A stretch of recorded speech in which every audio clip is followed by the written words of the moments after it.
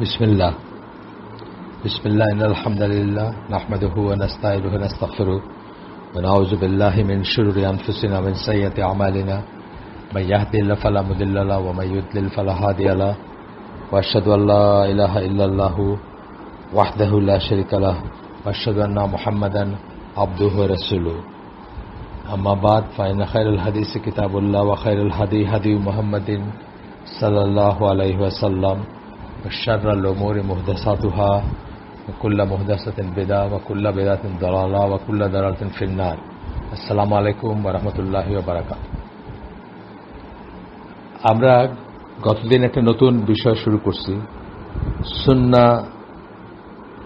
সুন্নাহর কর্তৃত্ব মর্যাদা বলতে পারতাম আমরা এটা হলো ওয়াইডার হেডিং যদি আমরা বলি বা ব্রডার হেডিং যদি বলি বাট আমরা প্রাথমিকভাবে কেন সুন্নাহ সম্বন্ধে জানাটা ইম্পর্টেন্ট সেটা আলাপ করছি একটু কতদিন আপনাদের মনে থাকে যদি আমি বলছি যে আমরা আহলুস সুন্নাহ জামার একজন হইতে চাই আহলুস সুন্নাহ জামা আমরা শুরু থেকে এই সিরিজের শুরু থেকে আমরা অনেকবার উচ্চারণ করছি কথাটা তাই আমরা সুন্নাহর মিনিংই যদি না জানি তাহলে সুন্নাহর আহলের একজন হব কেমনে বা সুন্নাহর পরিবারভুক্ত বা সুন্নাহর লোকদের একজন কিভাবে হব তাই না সেই জন্য মানে একদম মোটা দাগে বললে সেই জন্য আমাদের জানা উচিত সুন্নাহ সম্বন্ধে আর এছাড়া আমরা বলছিলাম গতদিন কয়েকটা পয়েন্ট বলছিলাম যে কোরআনের বিপরীতে সুন্নাহর অবস্থান কি তারপরে সুন্নাহ মানুষ বা মুসলিমরা সুন্নাহ অনুসরণ করতে বাধ্য না এই ধরনের কথা শোনা যায়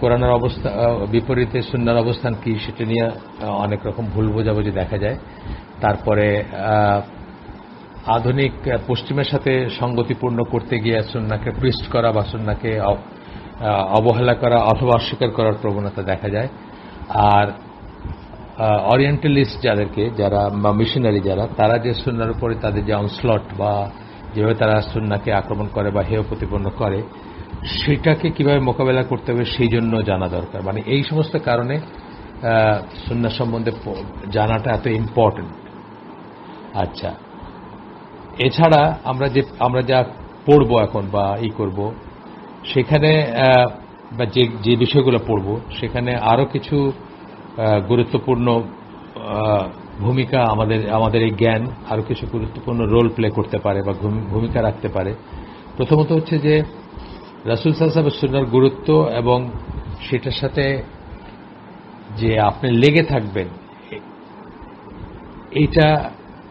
এটা আপনাকে মনে করাই দিতে পারে আমরা যদি অনওয়ার্ড যে আলোচনাটা করব তখন আপনি দেখবেন এটা কত ইম্পর্টেন্ট এটা সুন্নাহর সাথে লেগে থাকা বা সুন্নাহর করা একটা ছোট থেকে ছোট বড় থেকে বড় সুন্নাহ বলতে বিশেষ করে যখন ইবাদার কথা আমি বলতেছি সুন্নাহ আমরা পরে দেখব যে সুন্নাহর দুটো ভাগ আছে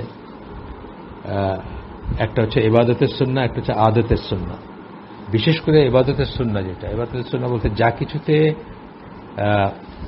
যা কিছুতে সওয়াবের কথা বলা হয়েছে ফজিলতের কথা বলা হয়েছে অথবা না করলে গুনার কথা বলা হয়েছে সেই জন্য সমস্ত কাজগুলো চলে আসবে এর ভিতরে ইবাদতের সুন্নাহর ভিতরে চলে আসবে আর আদতের সুন্নাহ আমরা প্রসঙ্গ যখন আসলে একটু বলে নেই আদতের সুন্নাহ হচ্ছে যে আদতের সুন্নাহ বেসিক্যালি ইবাদতের বা সওয়াবের কাজ না কিন্তু তবুও আপনার একটা সওয়াব হবে সেটা হচ্ছে যে রাসূল সাল্লাল্লাহু আলাইহি ওয়াসাল্লামকে অত্যন্ত ভালোবাসার এবং সবকিছুতে তার মতো হতে চাওয়ার যে একটা আছে তাকে ভালোবেসে তার মতো হতে চাওয়ার যে একটা চেষ্টা সেটার জন্য একটা সওয়াব আছে বা একটা রিওয়ার্ড থাকবে কিন্তু এটা বেসিক্যালি ইবাদতের কাজ না যেমন উনি খেজুর খাইতেন অথবা বার্লি খাইতেন অথবা গোশতের একটা পার্টিকুলার অংশ পছন্দ করতেন অথবা এক ধরনের কাপড় পরতেন এগুলাকে আপনি যদি তার মতো হতে চেয়ে সবকিছুতে তার মতো হতে চেয়ে আব্দুল্লাহ ইবনে ওমর যেরকম রাসূল সাল্লাল্লাহু আলাইহি ওয়াসাল্লাম যেখানে পা রাখতেন পিছনে হাঁটতে গেলে সেই জায়গায় স্টেপ দিতে চেষ্টা করতেন out of love out of ভালোবাসা রাসূল সাল্লাল্লাহু আলাইহি ওয়াসাল্লামের জন্য আপনিও যদি সেরকম করে আদতগুলাকেও আত্মীকরণ করতে চান বা করেন তাহলে আপনি তাকে ভালোবাসার যে সওয়াব সেটা পাবেন কিন্তু সেটা অ্যাক্ট অফ ওয়ার্শিপ না। আর সেটা যদি না করেন আপনি, তাহলে আপনার কোনো গুনাহ নাই, কারণ এটাও অ্যাক্ট অফ ওয়ার্শিপ না। তাকে এইভাবে আদতে ফলো করাটা ইবাদতের কাজ না। আচ্ছা, তো যাই হোক, আমরা যদি সুন্নাহ নিয়ে পড়াশোনা করি তাহলে আমরা এটার গুরুত্বটা অনুধাবন করব, এবং কিছু কিছু সুন্নাহ বা অনেক সুন্নাহ যেটা পালন করার বাধ্যবাধকতা নাই, সেই ধরনের সুন্নাহ আমরা দেখব যে কিছু সুন্নাহ পালন করার বাধ্যবাধকতা আছে আমাদের, যেগুলো আদেশ করছেন আল্লাহ রাসূল। ঠিক আছে, যেমন বলছেন দাড়ি রাখতে, কথা আগের দিন বলছেন দাড়ি রাখতে আদেশ করছেন। সুতরাং এটা স্ট্যাটাসটা যদিও সুন্নাহ, এটা বা সুন্নাত থেকে আসছে বা হাদিস থেকে আসছে বা তার কথা থেকে আসছে, কিন্তু এটা স্ট্যাটাসটা হচ্ছে ফরজ বা ওয়াজিবের স্ট্যাটাস। আহলুস সুন্নাহ জামাত তাই মনে করে। আহলুস সুন্নাহ জামাত মনে করে যে দাড়ি রাখাটা ফরজ বা ওয়াজিব। আচ্ছা, এখানে আপনার তার আদেশ মেনে চলা, এমনিতে যে কেউ সুন্নাহ পালন করার বাধ্যবাধকতা সম্বন্ধে সচেতন থাকলেও রাসূল সাল্লাল্লাহু আলাইহি ওয়াসাল্লামের আদেশ মেনে চলা ও তার উদাহরণ অনুসরণ করার ব্যাপারে আল্লাহ তার রাসূলকে দারুণ গুরুত্ব আরোপ করেছেন, তা কখনো ভুলে গিয়ে থাকতে পারে। হ্যাঁ, এটা যে কত গুরুত্বপূর্ণ আমাদের সমাজের দিকে তাকে যদি আমরা দেখি যে এটা আমরা ভুলে যাই, মনে থাকে না। আল্লাহ রাসূল যখন কিছু একটা নিয়ে কথা বলছেন, আমাদের আল্লাহ বা আল্লাহ রাসূল, তখন আমাদের আসলে কোনো মত থাকতে পারে না সেটা। উনি যখন বলছেন ডু ইট অথবা ডোন্ট ডু ইট, এটা নিয়ে আমাদের কোনো মতামত থাকতে পারে। অথচ ভেরি আনফর্চুনেটলি আজকালকার দিনে আমরা দেখি যে আমরা এগুলা কি ঠিক না বেঠিক, এগুলা কি সায়েন্টিফিক না, এগুলা কি মঙ্গলজনক না অমঙ্গলজনক, এইসব নিয়ে পর্যন্ত আমরা কথাবার্তা শুরু করছি। এখন আমরা কথাবার্তা বলি, ইভেন মুসলিমরা বলে, হয়তো প্র্যাকটিসিং মুসলিমরা বলে না, কিন্তু মুসলিম নামধারীরা বলে। এবং আজকাল যারা দিনের কাজ করতেছেন তাদের একটা প্রধান সময়, মানে প্রধান কি বলবো, মানে নিয়ামত, সময় সম্পদ শ্রম মেধা চলে যায় এইগুলাকে রিফিউট করার জন্য। এই যে মানুষের মনে তারা কাফেররা, মুশরিকরা, খ্রিস্টিয়ানরা, মিশনারিরা, ওয়েস্টার্নাররা, অরিয়েন্টালিস্টরা সন্দেহ ঢুকাই দিছে সুন্নাহ নিয়ে, বা সুন্নাহর অ্যাকশনগুলো নিয়ে সন্দেহ ঢুকাই দিছে যে এটা কি ঠিক নাকি, এটা কি মানে সায়েন্টিফিক নাকি, এটা কি আজও চলে নাকি, এটা কি এখনো পালন করা যায় নাকি বা করতে হবে নাকি। এই সমস্ত জিনিস যদি আমরা আমাদের জ্ঞান থাকতো বা আমরা সুন্নাহ নিয়ে লেখাপড়া করতাম, তাইলে, অথবা আমাদের ইমানটা যদি সুসংহত থাকতো, তাহলে আমরা এগুলো নিয়ে কোনো সন্দেহ প্রকাশ করতাম না। যাই হোক, বা সন্দেহ প্রকাশ করতাম না বা এগুলো নিয়ে কথা বলতাম না, অথবা যারা বিশ্বাসী বা যারা প্র্যাকটিসিং তাদেরকে এগুলোকে রিফিউট করতে হইতো না, বা এগুলোকে খণ্ডন করতে হইতো না। আচ্ছা, যাই হোক, তো এখন বলতেছেন যে একবার মনে করিয়ে দেওয়া হলে এবং এই ব্যাপারে সংশ্লিষ্ট কোরআনের আয়াতগুলো এবং হাদিসগুলো আরেকবার পড়লে তা হয়তো যে কোনো ব্যক্তির কাছে ব্যাপারগুলোকে প্রাণবন্ত করে তুলতে পারে এবং সুন্নাহ অনুসরণ করার ব্যাপারে তার সংকল্প দৃঢ়তর হতে পারে। আপনার যদি মনে করেন আসলে এই আমরা যা করতেছি, যে বেসিক ইসলামের যে সিরিজটা করতেছি, যা পড়তেছি, যা করতেছি, যে কটা এপিসোড গেছে, আমরা আসলে কি করতেছি, আমরা আসলে নিজেকে এবং আপনাদেরকে মনে করাই দিচ্ছি যে কথাগুলো আপনার জানাই আছে হয়তো, অথবা জানা থাকার কথা ছিল, অথবা মনে থাকারও কথা ছিল, কোনো কারণবশত ভুলে গেছি আমরা, বা গাফিল যেটাকে বলি, গাফিল হয়েছে সেটা সম্বন্ধে, সেটা আরেকবার মনে করে দেয়, আর কিছুই না। কিন্তু আমরা তো নতুন কোনো কথা বলতে পারি না, বলতে চাই না, বলার দরকারও নাই। যে কথাগুলা 1400-1450 বছর আগে ফাইনালাইজ হয়েছে বা ফাইনাল হয়ে গেছে, সেই কথাগুলাই আমরা আবার বলি, যেন আমরা ভুলে না যাই, বা কেউ ভুলে গিয়ে থাকলে যেন তার মনে আসে। তো এখানে একটা আয়াত কোট করতেছেন, সেটাতে বলতেছেন যে সূরা জারিয়াত 51 নম্বর সূরা 55 নম্বর আয়াত, আল্লাহ বলতেছেন, এবং তাদের স্মরণ করিয়ে দাও, নিশ্চিতই স্মরণ করানো থেকে বিশ্বাসীরা লাভবান হয়। এই ধরনের অনেক আয়াত আছে কোরআনে, একটু এদিক সেদিকের অর্থ বা একটু এদিক সেদিক শব্দ বা একটু ভিন্ন শব্দে আসছে, যেমন ফাযাক্কির ইন্নামা আনতা মুযাক্কির, এই আয়াতটা যেমন এখানেও, এটাও এই ধরনের আয়াত, মনে করায় দাও, তুমি তো কেবল মনে করায় দেওয়ার কাজটাই করতে পারো। তো আমরাও তাই, আমরা আসলে এই এই আয়োজন, এই এই আমাদের এই কি বলবো এপিসোডগুলো বেসিক ইসলামের, এগুলো আসলে আমরা কি করতেছি, আমরা আসলে জাস্ট মনে করাই দিচ্ছি, আর কিছু না, চেষ্টা করতেছি মনে করাই দেওয়া।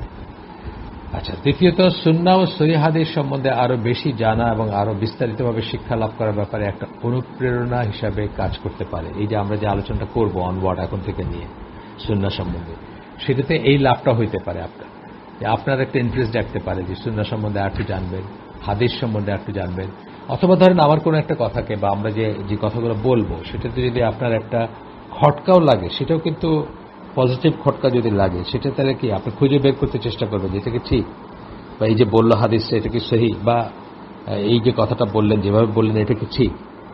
সেখান থেকেও আপনার একটা স্টাডি বা একটা ইসের আপনি আপনার ভিতরে একটা আসবে, যে আপনি যেন অনুপ্রেরণা আসবে, যে আপনি বা একটা লাভবান হওয়ার আসবে, আপনি বেনিফিশিয়াল হবে জিনিসটা, যে আপনি সহিহ সুন্নাহটা জানার চেষ্টা করবেন, হাদিসটা ঠিক কিনা জানার চেষ্টা করবেন, এই হাদিসটা এই কথায় প্রযোজ্য কিনা বা এই ক্ষেত্রে প্রযোজ্য কিনা সেটা জানার চেষ্টা করবে অ্যান্ড সো।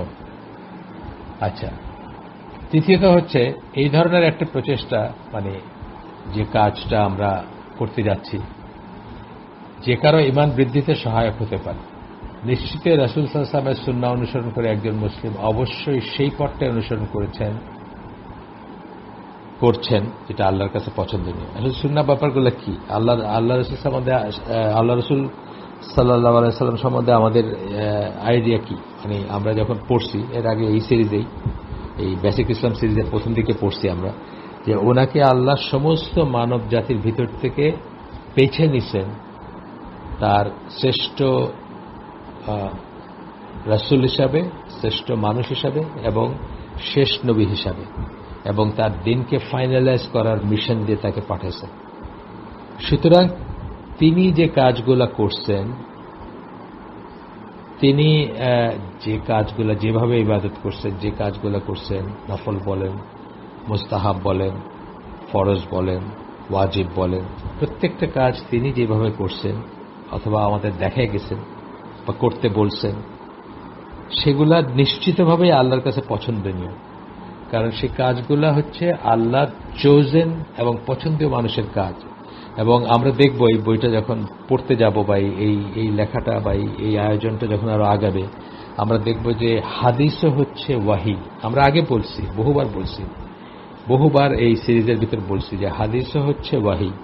আল্লাহ রসুল যে আমাদেরকে ডু অ্যান্ড ডু নটস বলছেন দিনের ব্যাপারে যা কিছু, মানে আল্লাহ রসুলের লাইফটাকে আমরা দুই ভাগে ভাগ করি। নবী হিসাবে তার যে কথাগুলো বলছেন, কথা কাজ যা কিছু করছেন, সেটা তো অ্যাক্ট অফ ওয়ার্শিপের ভিতর পড়ে, বা আমাদের জন্য আইদার ফরজ অথবা ওয়াজিব অথবা মুস্তাহাব অথবা নফল একটা ক্যাটাগরিতে পড়ে, যেগুলা নবী হিসাবে যে আদেশ নিষেধ দিচ্ছেন, যে এইগুলা করছেন। আর এর বাইরেও তিনি সমাজের একজন মানুষ হিসাবে, একজন মেম্বার হিসাবে কতগুলো জিনিস বলছেন, যেটা আমাদের জন্য অ্যাক্ট অফ ওয়ার্শিপ না বা ইবাদত না, সেগুলা আমরা মানলেও পারি বা অনুসরণ করলেও পারি, না অনুসরণ করলেও পারি, বা সেগুলোর ব্যাপারে আমাদের চয়েস আছে।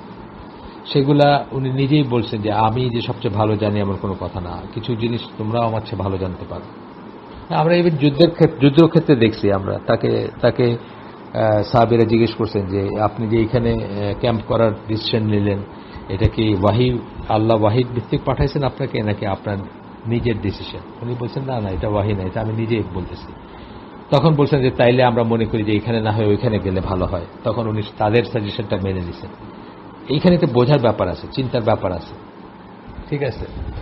যাই হোক, এখন বুঝতে হবে যে রাসূলের সুন্নাহ, যেগুলো সুন্নাহ যখন আমরা বলতেছি তখন কিন্তু আমরা এখানে ইন জেনারেল ইবাদতের সুন্নাহটাই বলতেছি, বা যদিও আমরা পরে সুন্নাহকে ডিফাইন করব, আরো পরে গেলে আমরা ডিফাইন করব যে সুন্নাহকে নানাভাবে নানা অর্থে বলা হয়, তখন আমরা আরো ক্লিয়ার হব এই ব্যাপারে।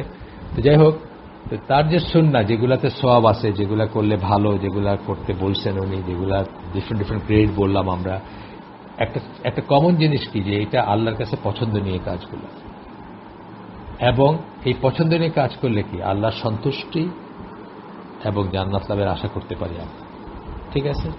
আমরা জানি যে ইবাদতের মতো একটা ব্যাপার, যেটা ইবাদত কেবলমাত্র আল্লাহর জন্য নির্ধারিত। আমরা জানি তো, বলছি তো, আমরা আগে বলছি, অনেকবার বলছি, ইবাদত হচ্ছে শুধুমাত্র আল্লাহর জন্য নির্ধারিত, রাসূল সাল্লাল্লাহু আলাইহি ওয়াসাল্লামের জন্য না। তাকে আমরা ভালোবাসতে পারি, কিন্তু আমরা তার ইবাদত করি না। হ্যাঁ, তিনি আমাদের উপাস্য না, কেউ না আল্লাহ ছাড়া। সেই ইবাদতেরও একটা শর্ত হচ্ছে যে রাসূল সাল্লাল্লাহু আলাইহি ওয়াসাল্লামের প্রদর্শিত পথ বা দেখানো পথে করতে হবে, তাহলে আল্লাহ সন্তুষ্ট, তাহলে ইবাদত কবুল হবে। ইবাদত কবুলের শর্ত এটা। ইবাদত করতেছেন আল্লাহর জন্য, কিন্তু পদ্ধতিটা তার দেখানোটা।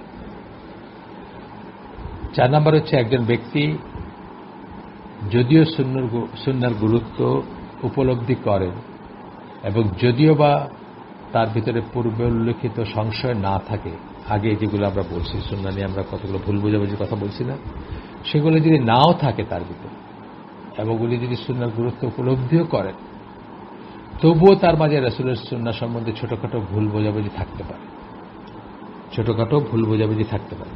এই বইটা পড়ার আগে বা এই বইটা এবং এই ধরনের আর কিছু কাজের সংস্পর্শে আসার আগে আমার নিজেরই তো ধারণা পরিষ্কার ছিল না যে সুন্নাহ এবং কোরআন ডুয়েল সোর্স অফ শরিয়া পরিষ্কারভাবে যে ধারণা হওয়া উচিত, এবং একটার চেয়ে আরেকটাকে খাটো করে দেখা যাবে না, বা দুইটার ইকুয়াল মর্যাদা। সুন্নাহ বললেও যে মর্যাদা, কোরআন বললেও সেই মর্যাদা, এবং একটাকে আরেকটার এগেইনস্টে দাঁড় করানো যাবে না, একটাকে আরেকটার থেকে খাটো করা যাবে না। বলা যাবে না যে এইটা না হইলেও এটা, এরকম বলা যাবে না। ঠিক আছে, মানে অথরিটি, যে অরিজিনাল বইটা যেটা the authority and the importance of Sunnah, of the সুন্নাহ, সেটার কথা আমি বলতেছি যে সেই বইটা ডিটেলস পড়ার আগে, মানে ধরে ধরে খুঁটিনাটি পড়ার আগে আমার আইডিয়া এইরকম পরিষ্কার ছিল না। সেটা আজ থেকে বহু বছর আগের কথা, যখন আমি প্রথম পড়ি বইটা, এবং খুব অবাক হই যে আসলে কত ভ্যাগ একটা ধারণা ছিল, কত কত কি বলবো, মানে একেবারে ধোঁয়াশা, যেটাকে বলে ধোঁয়াশাচ্ছন্ন একটা ধারণা ছিল এই বইটা পড়ার আগে বা এই বইটা সম্বন্ধে জ্ঞান লাভ করার আগে। তো এই জন্য আমি এটা চুজ করছি যে আসলে আপনাদের once in a lifetime হয়তো আপনাদেরও এরকম একটা জিনিসের সাথে, যারা পড়াশোনা করছেন তাদের কথা আলাদা, যারা খুব ডিটেলস খুঁটিনাটি পড়াশোনা করছেন তাদের কথা আলাদা, কিন্তু আমি তো এই আয়োজনটা করছি আসলে জেনারেল ভাই বোনদের জন্য, আমাদের জেনারেল যারা খুব স্পেশালাইজ পড়াশোনা করছেন তাদের কথা আলাদা। তো যাই হোক, আপনি কি হবে, ছোটখাটো ভুল যদি থাকে সেটা কারেক্ট হয়ে যাবে ইনশাআল্লাহ। আসে সুন্নাহ এবং হাদিস শব্দগুলোর অর্থ নিয়ে আমরা এখন একটু পড়ব। সুন্নাহ শব্দটির ভিন্ন প্রয়োগই হচ্ছে সুন্নাহ ও এর গুরুত্ব সম্বন্ধে বিভ্রান্তির প্রধান উৎস। সুন্নাহর প্রয়োগ, ডিফারেন্ট প্রয়োগ বা ডিফারেন্ট সেন্সে সুন্নাহ শব্দটা ব্যবহার করা, এটার থেকে একটা বিভ্রান্তি সৃষ্টি হয়, বা এটাকে ঠিকমতো না বুঝতে পারার জন্য আমরা যেটা বুঝি বা যেটার কাছে যে এক্সপোজ হয়েছে সেটার উপর ধারণা করে আমরা একটা কনক্লুশনে পৌঁছে যাই যে সুন্নাহ মানে বোধহয় এটা। খুব বেশি ডিটেলসে না হইলেও আমাদের মোটামুটিভাবে সুন্নাহ কি কি সেন্সে ব্যবহার হয় এটা জানা উচিত, তাহলে আমরা এই ভুলের ভিতরে পড়ব না। সবচেয়ে সাধারণ যেটা, মানে যে কোনো জায়গায়, যে কোনো মুসলিম উম্মার যত দেশ আছে, 150 কোটি মুসলিম বা যাই আছে রাফলি, যে কোনো জায়গায় আপনি সবচেয়ে সাধারণ সবচেয়ে সাধারণ সুন্নাহ শব্দটা বললে যেটা মাথায় আসবে সেটা হচ্ছে রাসূল সাল্লাল্লাহু আলাইহি ওয়াসাল্লামের সার্বিক শিক্ষা ও জীবন ধরন।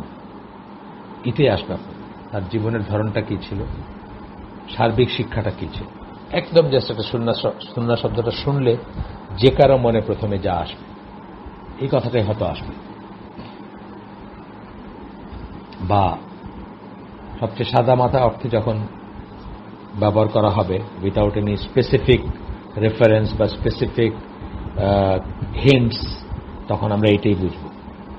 আচ্ছা, এরপরে আমরা দেখব যে আকীদা, ফিকহ, উসুল ফিকহ এবং হাদিসের স্কলাররা যখন এটা ব্যবহার করেন তখন এটার মিনিংটা চেঞ্জ হয়ে যায়। তখন ওই জেনারেলটার সাথে এটার পার্থক্য করতে হবে। প্রথমে যেটা বললাম যে রাসূল সাল্লাল্লাহু আলাইহি ওয়াসাল্লামের সার্বিক শিক্ষা ও জীবনের ধরনকে বোঝানো হয়। যখন এইভাবে কথা বলবেন কেউ, যখন সাধারণভাবে সুন্নাহটা যেই অর্থে ব্যবহার করা হয়, আর যখন আকীদা, ফিক, উসুল ফিক বা হাদিসের স্কলাররা সুন্নাহ শব্দটা ব্যবহার করবে, তখন কিন্তু তার অর্থটা চেঞ্জ হয়ে যাবে এবং এক একজনের ব্যবহারের উপর বা কে ব্যবহার করতেছেন তার উপর ডিপেন্ড করবে সুন্নাহর মিনিংটা কি হবে। আচ্ছা, আবিধানিক অর্থটা আমরা একটু দেখি। এডওয়ার্ড উইলিয়াম লেন 1876 সালে মারা গেছেন, ব্রিটিশ ছিলেন এবং উনি প্রথম সুসংহত বা ওয়েল ডিফাইন্ড একটা ইংলিশ অ্যারাবিক ডিকশনারি প্রণয়ন করেন, যেটা বই হিসাবে প্রকাশিত হয়েছে আরো পরে, বা আমাদের কাছে ব্যবহারযোগ্য ইসে আরো পরে আমরা পাইছি বা কিন্তু তার জীবদ্দশায় তিনি এই কাজটা করে যান। বই হিসাবে বলতেছে মডার্ন ডেজ বই যেটা, সেটা আরো পরে আসছে, এক এক সময় এক একটা আসছে, মানে এডিশন আসছে বা আসছে। ইংলিশ ইসলামিক টেক্সট সোসাইটি তাদের প্রকাশিত 1984 সালে একটা আছে, যেখান থেকে এই লেখক আপনার দিচ্ছেন, কি বলে, রেফারেন্স দিচ্ছেন বা করছেন। তো সেখানে বলা হচ্ছে সুন্নাহ শব্দটির বহুবচন প্রথমে বলা হচ্ছে, সুন্নাহর বহুবচন হচ্ছে সুনান। আমরা শুনি না সুনান তিরমিজি, সুনান আবু দাউদ, বহুবচন। আচ্ছা, আবিধানিক সংজ্ঞাটা আমরা পড়ি। ডিকশনারির সংজ্ঞাটা কি? কাজকর্মের বা আচরণের বা জীবনের একটা পথ, রাস্তা, নিয়ম বা রীতি। কাজকর্মের বা আচরণের বা জীবনের একটা পথ, রাস্তা, নিয়ম বা নীতি। সুন্নাহ বলতে এটা বুঝি আমরা, বা বোঝানো হয়, বা এটা ডিকশনারি অর্থ। এটা ভালো হতে পারে, খারাপও হতে পারে, অনুমোদিত হইতে পারে, অননুমোদিত হইতে পারে। এটা কিন্তু আমরা ডিকশনারির অর্থ পড়তেছি, তারপরে আমরা পরিভাষা ইসলামিক অর্থটা পরে দেখব, বা আগেও পড়ছি, আগেও ইসলামের জেনারেল অর্থটা পড়ছি, আর পরে স্পেসিফিক অর্থগুলো পড়বো ইনশাআল্লাহ। কিন্তু এটা আমরা ডিকশনারির, আমরা সবসময় বলি যে কোনো একটা টার্মের একটা পারিভাষিক, মানে একটা ডিকশনারির অর্থ হইতে পারে, একটা পারিভাষিক অর্থ হইতে পারে, দুটো আলাদা হইতে পারে। যেমন আমরা উদাহরণ দেই যে বিদাতের ডিকশনারির অর্থ হচ্ছে যে কোনো উদ্ভাবন। প্রথম যিনি ফ্যানটা বানাইছেন সেটাও একটা বিদাত ছিল, একটা উদ্ভাবন ছিল। কিন্তু যখন এটা পজিটিভ হইতে পারে, এটা নেগেটিভ হইতে পারে ডিকশনারির কথা যখন আসবে। কিন্তু যখন আমরা দিনের ব্যাপারে আসবো, তখন বিদাত মানে অতি অবশ্যই নেগেটিভ এবং অতি অবশ্যই পরিত্যাজ্য। দিনের ব্যাপারে নতুন কিছু যে উদ্ভাবন করলো, যেটা রাসূলের জীবদ্দশায় ছিল না, বা যেদিন রাসূল বলছেন বা আল্লাহ বলছেন যে দিনকে পরিপূর্ণ করে দিলেন, সেদিন যেটা অস্তিত্বে ছিল না, বা সেদিন যেটার অন্তত উৎসটা অস্তিত্বে ছিল না, সেই রকমের জিনিস যখন কেউ নতুন, যেমন মিলাদ, 40 4 দিন, যেগুলো আমরা করি আমাদের দেশে, সেটা সবসময় নিন্দনীয় এবং সবসময় খারাপ এবং সবসময় পরিত্যাজ্য। আমাদের এডওয়ার্ড উইলিয়াম লেনের ডেফিনেশনটা এখনো শেষ হয়নি, ডিকশনারির ডেফিনেশন। একটা পদ্ধতি, সুন্নাহর মানে হচ্ছে আবার একটা পদ্ধতিও, বড় আছে অনেক, সেখান থেকে মানে জাস্ট একটা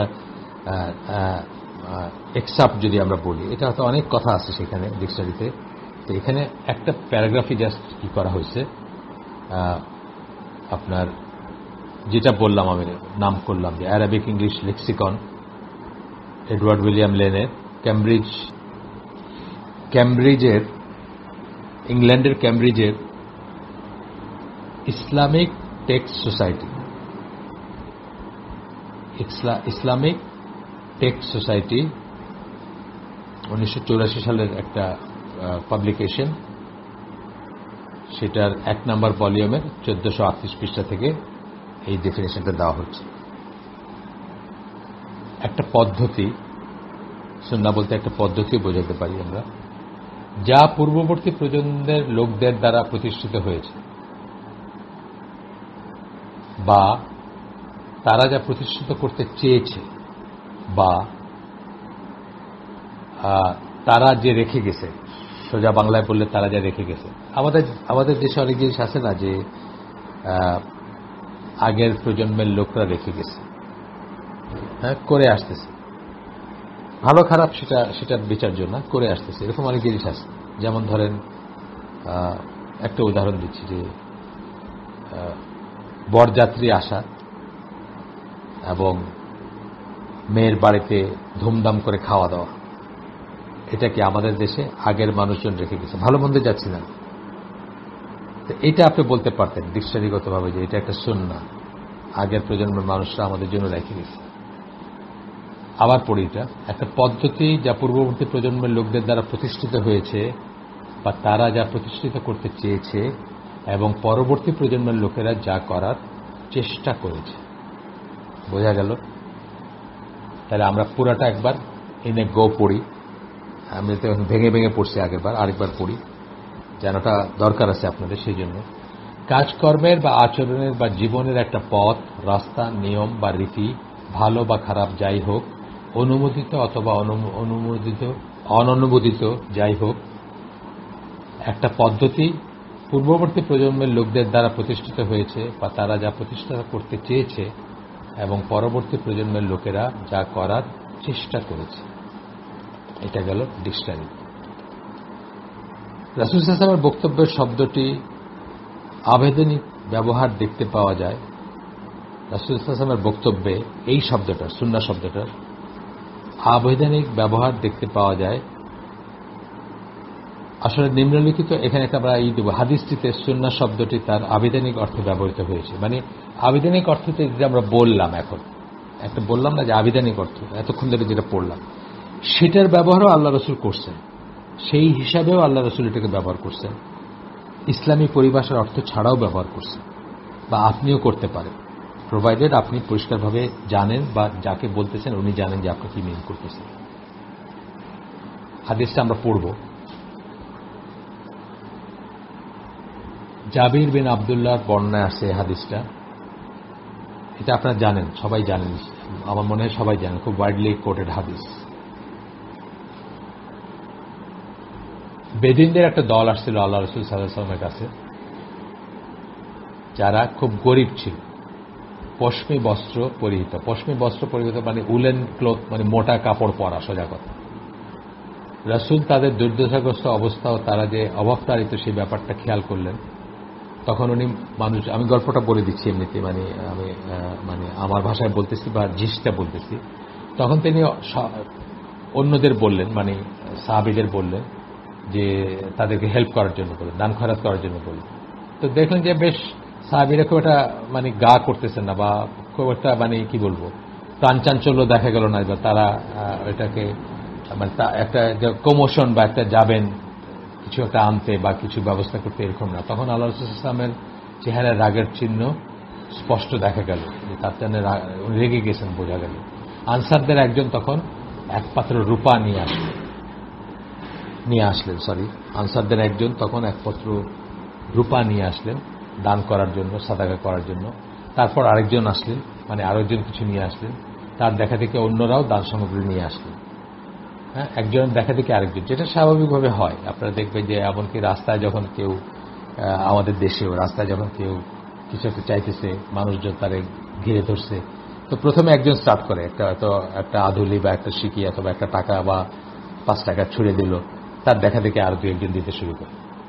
তো এরকম একটা সিচুয়েশন আর কি।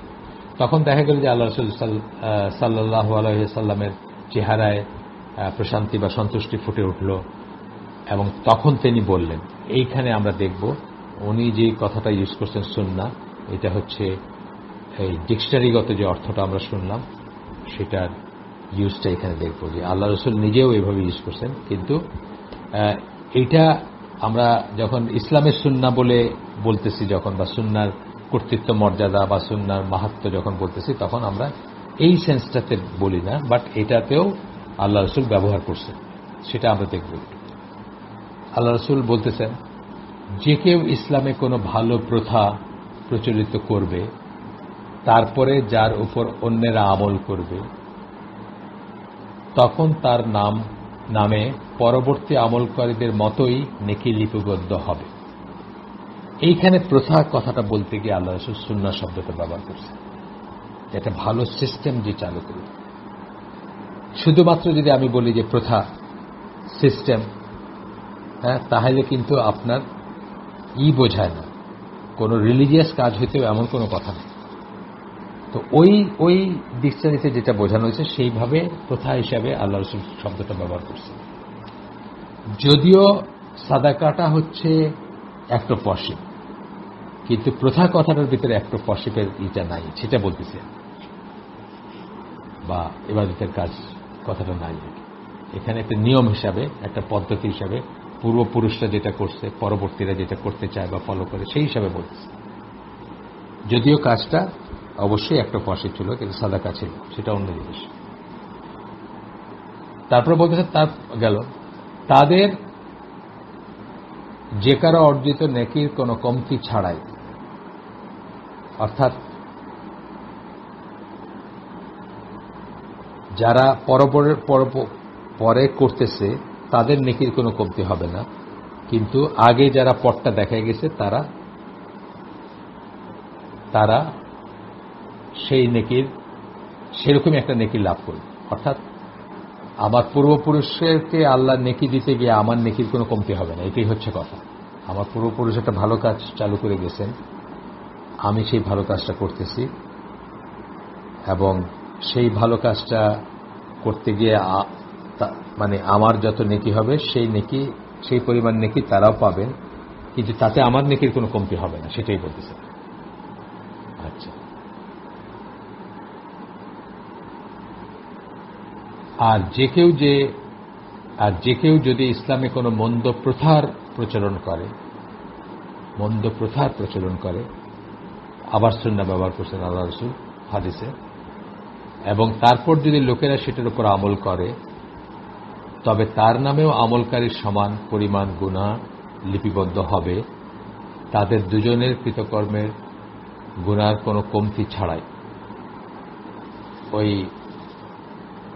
মানে একজনের গুনাহ হইল দেখে আরেকজনের গুনার শেয়ার কমে যাবে তা না, দুজনেরই গুনাহ হবে, এবং কারো গুনাহ কেউ শেয়ার করবে না, একেবারে আলাদাভাবেও তার গুনাহ হবে। মানে আমি একটা গুনার কাজ করলাম, বিকজ আমার পূর্বপুরুষ এটাকে বলে গেছেন, করে গেছেন, বা দেখায় গেছেন, আমার যখন গুনাহ হচ্ছে তারও গুনাহ হবে। এটা খুব ভয়ঙ্কর একটা হাদিস, কিন্তু আসলে খুব ভয়ঙ্কর একটা হাদিস। আপনি মৃত্যুর সময় হয়তো ভালোই একটা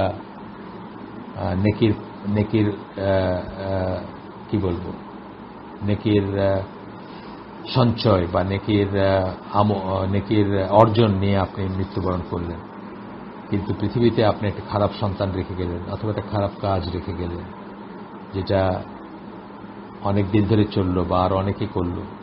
আপনার সেই নেকি গুনার কাজ রেখে গেলেন, খারাপ কাজ রেখে গেলেন, আপনার সেই গুনার কাজ, তারা যখন সেই গুনার কাজটা করবে, প্রত্যেকটার সাথে আপনার উপরে গুনাহ আসবে বা আপনার অ্যাকাউন্টে গুনাহ আসবে, এবং দেখা গেল সেইটা কাটাকাটি হইতে হইতে আপনার সমস্ত নেকি চলে গেল, বরং আপনি জাহান্নামে হলেন, এটা হইতে পারে। এই জন্য খুব ভয়ঙ্কর একটা হাদিস এটা আমাদের জন্য। প্রত্যেকটা কাজ, প্রত্যেকটা কথায় আমরা খেয়াল করব যে আমরা কি কোনো বিদআত, কোনো খারাপ কিছু, যেটা আল্লাহর দৃষ্টিতে খারাপ, সেরকম কিছু আমাদের সন্তানদের জন্য, পরবর্তী প্রজন্মের জন্য বা দুনিয়ার মানুষের জন্য রেখে যাচ্ছে কিনা। একটা সিনেমা বানায় গেলাম, যত মানুষ দেখবে, যতদিন দেখবে, সেটার গুনাহটা আমার আমলে যুক্ত হবে, বা আমার হিসাবে যুক্ত হবে, আমার গুনাহ হিসাবে যুক্ত হবে। এরকম কত কিছু আমরা করি না। একটা খারাপ সন্তান রেখে যাওয়া, একটা খারাপ কাজ রেখে যাওয়া, একটা খারাপ বই লিখে যাওয়া, একটা খারাপ উদাহরণ করে দেওয়া। আমি খুব পপুলার মানুষ, আমাকে দেখলে মানুষ ইমিটেট করতে চায়। আমি একটা খারাপ কাজ দিলাম, সবাই সে খারাপ কাজটা ইমিটেট করতে শুরু করলো। আছে না, মানে আমাদের দুনিয়াতেও আসলে আমরা তো সবসময় মানে খারাপ জিনিসের ইমিটেশনটাই বেশি করা হয়। অ্যাকচুয়ালি ভালো জিনিসের ইমিটেশন কয়জন করে? আমরা যখন ওয়েস্ট যাই, পশ্চিমা দেশে যাই, আমরা কি নিয়ে আসি ওইখান থেকে?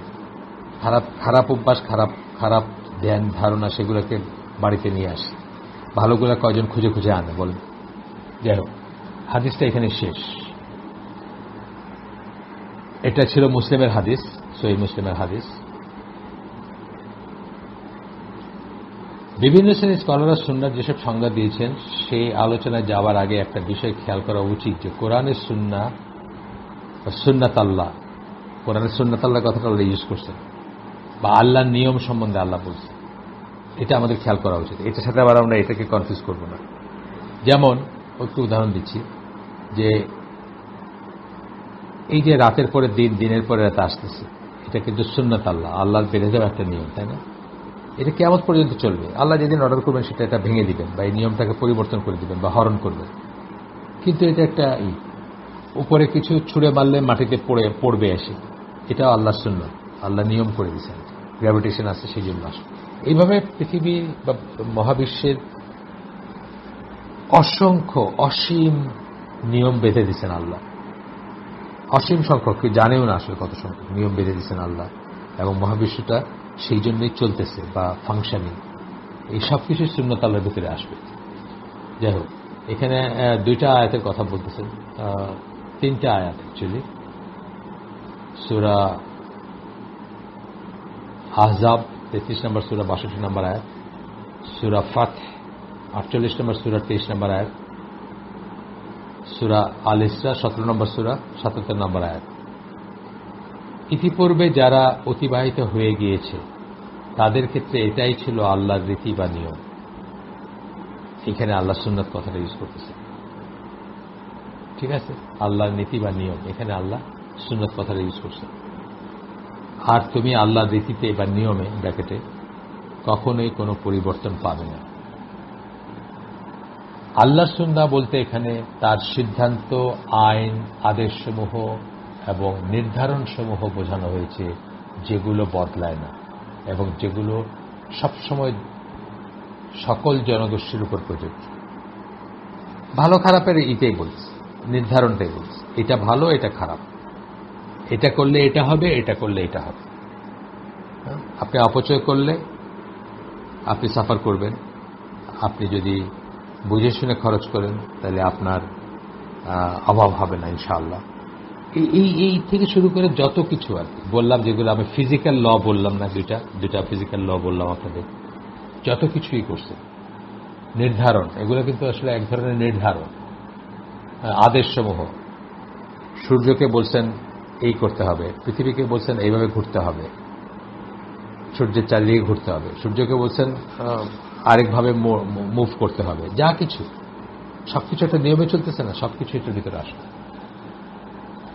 যেমন পূর্ববর্তী ওই সমস্ত জনগণকে ধ্বংস করার সুন্নাহ, যারা কিনা অনবরত আল্লাহর ওহী অনুযায়ী জীবনযাপন করতে অস্বীকার করেছে।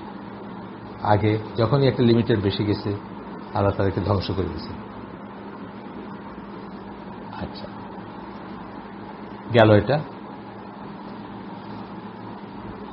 বিভিন্ন শাখা প্রশাখা বাদ দিলেও, আমরা যদি বাদ দিই ইসলামে, আমরা যেগুলো আগে 4টা শাখা প্রশাখা পড়লাম না, যারা ইসের কথা বলেন, যে অর্থে সবাই সুন্নাহ শব্দটি ব্যবহার করে থাকে সেটা হচ্ছে কোরআনের পাশাপাশি শব্দটি যখন উল্লেখ করা হয়, অর্থাৎ যখন কেউ বলেন কোরআন সুন্নাহ, আমাদের দেশে প্রায় বলে না, কোরআন সুন্নাহ বলেন, অথবা আল্লাহর কিতাব ও রাসূলের সুন্নাহ বলেন, এই অর্থে যখন সুন্নাহ শব্দটা ব্যবহার করা হয় তখন আমরা বুঝি যে এই শব্দ দ্বারা রাসূল সাল্লাল্লাহু আলাইহি ওয়াসাল্লামের মাধ্যমে প্রাপ্ত দিক নির্দেশনাকে বোঝানো হচ্ছে। বোঝানো হচ্ছে যে কোরআনের অতিরিক্ত যেসব দিক নির্দেশনা আল্লাহ রাসূল দিয়ে গেছেন, কোরআনের বাইরে বা কোরআনের নাই সেরকম দিয়ে গেছেন, সেগুলাকে সাধারণভাবে বোঝানো হয়। মানে আরেকটা চেহারা বললেন, আরেকটা সাইড বললেন, যে আমরা অনেক সময় কোরআন সুন্নাহ কথাটা বলি, কোরআন সুন্নাহ কথাটা বলছি, এই যে কোরআন সুন্নাহ আসছে সব কিছু, কোরআন সুন্নাহ বহির্ভূত কাজ। তখন কি বলতেছে আমরা? কোরআন সুন্নাহ যখন বলতেছে তখন বলতেছে কোরআন এর বাইরে যে সমস্ত দিক নির্দেশনা, বিধিনিষেধ, আইন কানুন আল্লাহ রাসূল দিয়ে গেছেন, ডু নটস বলে গেছেন, এটা করলে ভালো হবে, ওইটা করলে খারাপ হবে, সব কিছু চলে আসবে এটার ভিতরে যখন আমরা এইভাবে বলি যে রাসূলের মাধ্যমে কোরআনের অতিরিক্ত যে সমস্ত দিক নির্দেশনা। আমরা দেখব যে পরবর্তীতে কোরআন এবং সুন্নাহ হচ্ছে সাপ্লিমেন্টারি কমপ্লিমেন্টারি। একটা আগেই বলছি, একটা থেকে একটা আলাদা করা যাবে না, একটা থেকে একটা বিরুদ্ধে একটাকে দাঁড় করানো যাবে না, একটার উপর একটাকে প্রাধান্য দেওয়া যাবে না। এবং দুটাই হচ্ছে ডুয়েল সোর্স অফ শরিয়া, শরিয়ার দুইটা উৎস, এবং দুইটার সমন্বয়ে আমাদের জীবনটাকে গড়ে তুলতে হবে, দুইটাকে সমন্বয় করে। তাহলে আমরা খারেজি হব না, শিয়া হব না, আপনার কোরআনিয়ান হব না, কোরআনন্দি হব না। যত ফেরকা আছে, ফেরকাবাজি সব বন্ধ হয়ে যাবে যদি আপনি এইভাবে চিন্তা করতে শিখতেন বা শিখেন। এটাকে আপনার বিভাজনগুলো খেয়াল করলে বুঝবেন। কোরআনিয়ানরা কি বলতেছে, সুন্নাহ না মানলে চলবে। শিয়ারা কি বলতেছে, কিছু হাদিসকে অস্বীকার করতেছে বা অনেক হাদিসকে অস্বীকার করতেছে। হ্যাঁ, শিয়ারা। খারেজিরা কি করতেছে, তারা তাদের নিজের বুঝ মতো হাদিসকে অস্বীকার করে তারা ধরে নিচ্ছে যে এটাই ঠিক। হ্যাঁ, আল্লাহ রসুল বলছেন যে মানুষকে জাহান্নাম থেকে মানে লাশ মানুষটাকে বের করা হবে, সেটারও বর্ণনা আছে। কয়লার মতো পুড়ে ছাই হয়ে গেছে, কয়লার রং হয়ে গেছে বা কালো হয়ে গেছে, তাকে বের করে তাকে পরিষ্কার করা হবে। খারেজিরা কি বলতেছে, একবার কেউ জাহান্নামে গেলে সে আর কোনোদিন বাইর হবে না। তার মানে কি, সে কি অস্বীকার করতেছে, অ্যাকচুয়ালি সুন্নাহ অস্বীকার করতেছে। এইভাবে যত ফেরকা দেখবে, ফেরকার মেইন রিজন কিন্তু সুন্নাহকে টোটালি অথবা পার্শিয়ালি অস্বীকার করা, বিকৃত করা, টুইস্ট করা বা মন গড়াভাবে কি করা। শিয়ারা যেমন ধরেন, একটা উদাহরণ দিচ্ছি, রাত পর্যন্ত রোজা রাখতে বলা হয়েছে কোরআনে। এটাকে তারা করছে যে সূর্যাস্তের সাথে সাথে রোজা ভাঙা যাবে না, আরো পরে ভাঙতে হবে। কেন এই ভুলের ভিতর পতিত হয়েছে তারা? আল্লাহ রসুল কি করছেন সেটা তারা কেয়ার করে নাই। আল্লাহ রসুল নিজে কি বলছেন সেই হাদিসগুলো তারা মানে নেই। আল্লাহ রসুল নিজে কি করছেন সেটাকে তারা পাত্তা দেয়নি। সেই জন্য কিন্তু তারা একটা ফেরকা। পাকিস্তানে গেলে, আমি বলছি আপনাদের আগে, পাকিস্তানের টিভিতে দেখতাম ফেরকায় জাফরিয়া, ফেরকায় জাফরিয়া বলতো তারা, মানে শিয়াদের বোঝাইতো। তাদের মোতাবেক আরেকটা ইফতার টাইমিং বলতো, যেটা 17-20 মিনিট পরে বা এরকম 17 থেকে 20 মিনিট পরে। তো এই হচ্ছে ব্যাপার যে আপনার সুন্নাহ না মানার জন্য, সুন্নাহ না জানার জন্য কিন্তু এত বিভক্তি এবং এত ফেরকা। এবং সেই কথাতে আবার ফিরে যাচ্ছি যে আল্লাহ রসুল যখন বলছেন যে একটা মাত্র জান্নাতে যাবে, সেটা কোনটা?